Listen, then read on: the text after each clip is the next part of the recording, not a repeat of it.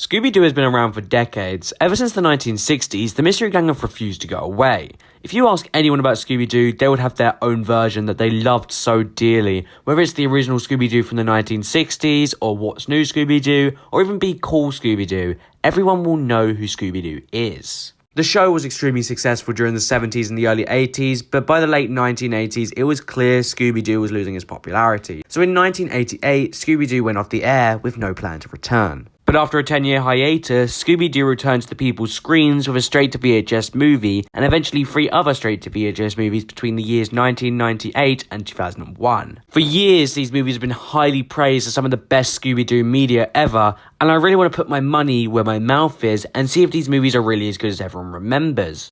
So join me as I watch these movies and ponder the question, are the movies actually good, or are we once again blinded by nostalgia of our childhood?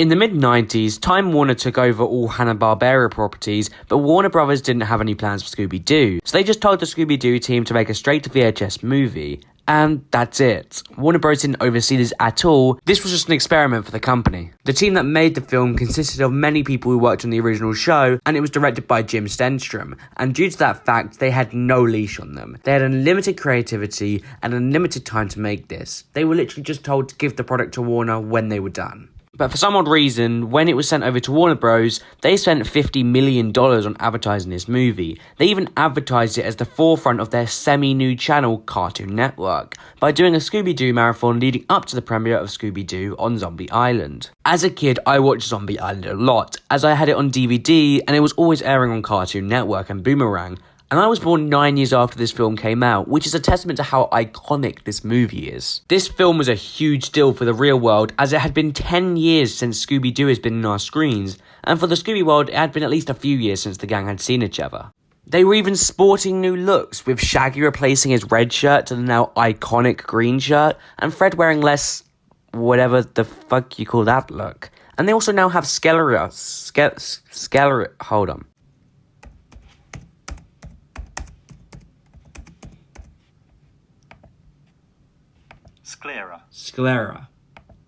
Sclera. They also now have Sclera.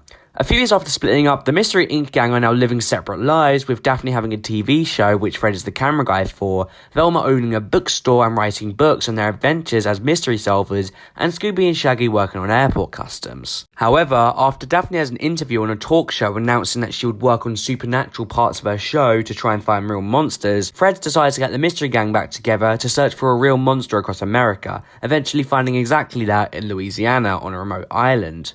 I already knew this movie was going to be good, as it's the most popular out of the 4, but I didn't expect to like it this much. What makes it work is that it's definitely a kid's film with the goofiness of Scooby and Shaggy showing that, and the fact that some parts are genuinely funny, but it also respects the horror element of a story like this. I mean, shit gets scary. There's quiet moments, eerie music, jump scares. It's very violent, and the fact that the Scooby Gang are skeptical throughout the movie to the eventual reveal that zombies are real, meaning they don't know how to handle the situation because they're not used to real monsters, which makes it a touch creepier. The animation is very gravelly, the lighting makes it look very 1960s, and it doesn't really work when you're trying to make this feel more scary. There should be more darker shadows, more patterns that look better. The music montages are great. The rock element of them I love. Ever since I watched this movie, I can't get It's Terror Time Again out of my head. I mean, this shit bops. But at the end, the movie does go off the rails. The twist was, although predictable, very unbelievable. It feels like the writers wanted to make these two the villains, but didn't know how to, so they just went, fuck it, throwing cats. Also, why does everyone accept the fact that Scooby is a talking dog? It's been established other dogs don't talk,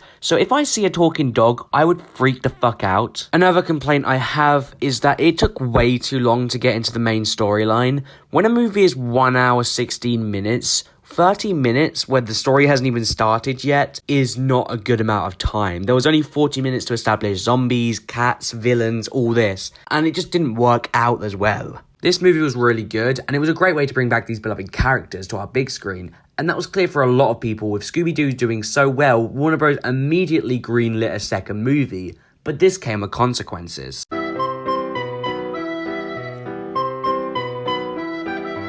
With Zombie Island being a huge success, WB took more control by hiring a professional screenwriter to make the project, ultimately making the Scooby-Doo team lose more creative freedom, even down to the ending being changed last minute to support the supernatural theme the first film started. The Witch's Ghost was the most mediocre to me as a kid. I remember it being on a lot, but it wasn't a mind-blowing adventure like the first one. Sure, it was entertaining, but nowhere near as good as Zombie Island standards. The movie follows the Scooby-Doo gang after solving a mystery in a museum and bumping into a famous writer, Ben Ravencroft. Ravencroft invites the gang to an autumn festival in his hometown, Oakhaven. However, once arriving, the town is heavily populated because of reports of a sighting of a witch, believed to be Ravencroft's ancestor. However, Ben detests claiming his ancestor wasn't a witch and was actually a Wiccan, and the only way to prove this was for Ben to find her diary to clear her name. However, the gang encounters a real witch, eventually finding out as a fake created by the local townspeople and the mayor to attract customers to the town for the autumn festival. But when Ravencroft gets his hands on the diary that he's been trying to find,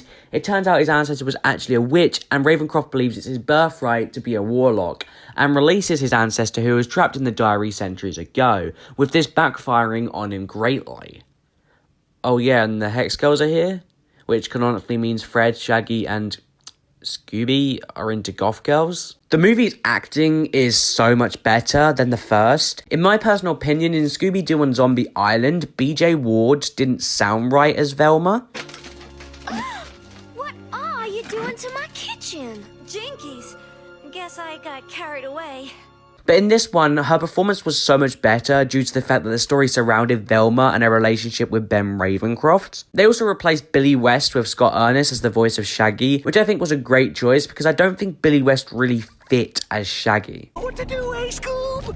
And Scott Ernest voices him so much better. He also voices Scooby-Doo, which makes it easier for the chemistry between Scooby and Shaggy to feel real. And Tim Curry as Ben Ravencroft shocked me. As much as I loved Tim Curry, when I heard he was in this, I was worried as I felt he would be quite bad as he was limited to a voiceover, which I thought would put up barriers to show the full force of Tim Curry. But no, Tim Curry did such a great job as Ravencroft. He made the character feel real, and when he turns full evil at the end of the film, it felt like many of Tim Curry's real life films, where he goes full bad shit crazy.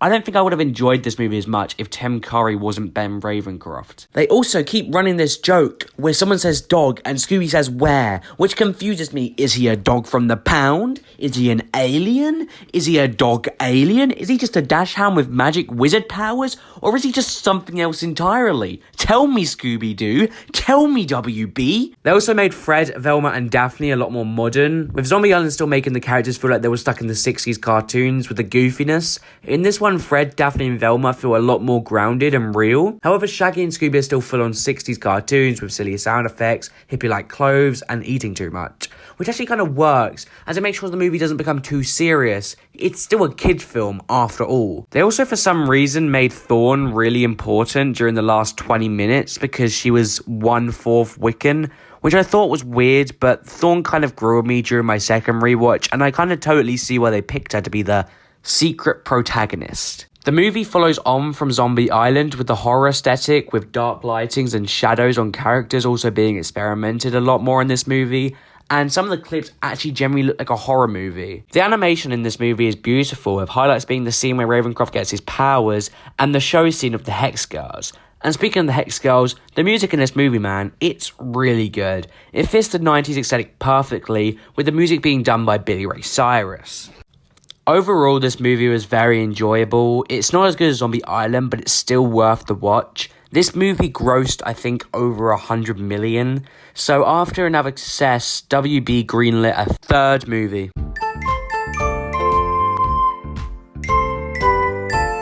The Scooby Gang have broken down in the middle of New Mexico in a town called Roswell, where the townspeople claim aliens are on Earth. So the gang decide to investigate, finding many clues with a painter who claims to have seen aliens and researchers at government satellite facilities. Meanwhile, Shaggy helps out a hippie girl and their dog named Crystal and Amber, which Shaggy and Scooby fall in love with.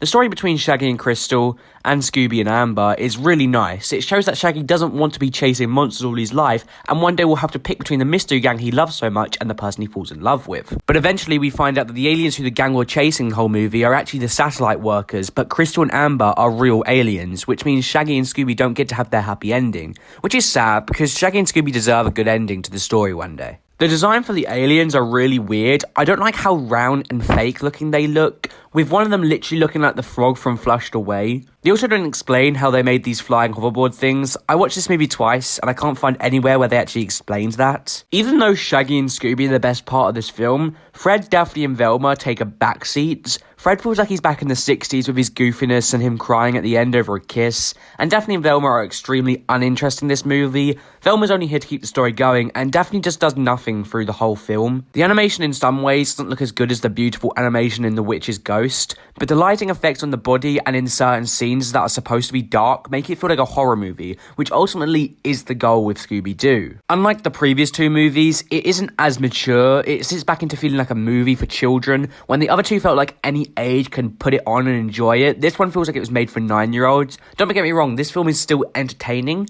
but I enjoyed watching the other ones because it didn't feel as childish. The movie also feels very rushed. It feels like everything was in the first hour, so when it comes to the end and you see the payoff of the whole movie, it doesn't feel as rewarding because we haven't really seen much. We've just seen a bunch of clips from different moments in the time. I also like how they reference that Shaggy's still in the 60s. He's still a hippie. He's still what you would expect from the 1969 Scooby-Doo, which was a really cool nod. This movie just felt so bland. It didn't have the uniqueness like the other two movies. It felt very bare bones, and that was a big problem about this. It's not that good as the other two, but it's still worth the watch. And this movie, like the other two, did very well. So WB greenlit the fourth and final straight to VHS movie.